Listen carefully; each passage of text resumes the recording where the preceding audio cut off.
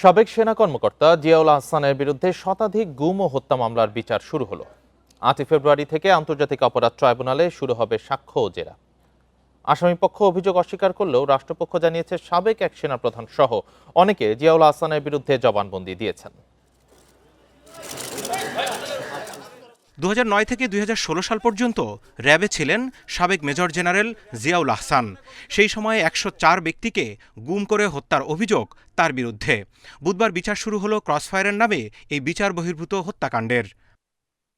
জিয়াউল আহসানের বিরুদ্ধে অভিযোগ, টঙ্গীতে সজলসহ ৪ জনকে হত্যা, বিডিআর সদস্য নজরুল ইসলাম ও আলকাজ মাঝি সহ ৫০ জনকে হত্যার পর মরদেহ বরগুনার বলেশ্বর নদীতে ডুবিয়ে দেয়া এবং সুন্দরবনে বনদস্যুদের ক্রসফায়ারের নামে পরিকল্পিত হত্যা।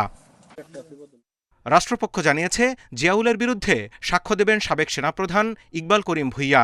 এরই মধ্যে তদন্ত কর্মকর্তার কাছে তিনি জবানবন্দিতে বলেছেন, র্যাবে দায়িত্ব পেয়েই উচ্ছৃঙ্খল হয়ে ওঠেন জিয়াউল, বাড়িয়ে দেন বিচার বহির্ভূত হত্যা।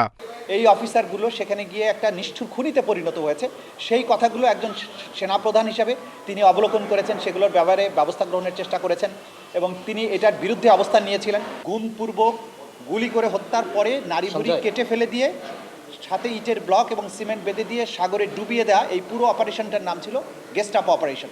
এরকম শত শত অপারেশন এই আসামি করেছেন, যার মধ্যে ১০৪ জনের ব্যাপারে সোফার এই মামলাতে অভিযোগ দায়ের করা হয়েছে। তবে আসামিপক্ষের দাবি, সাক্ষীদের জেরা ও যুক্তিতর্ক উপস্থাপনের সময় অভিযোগ মিথ্যা প্রমাণ হবে। এই যে অভিযোগগুলো, এগুলো সবই মিথ্যে এবং সেগুলো আমরা আদালতের মাধ্যমে প্রমাণ করে দিব। ইকবাল করিম ভূঁইয়া আসুক, আমি চাই উনি সাক্ষী হিসেবে আসুক।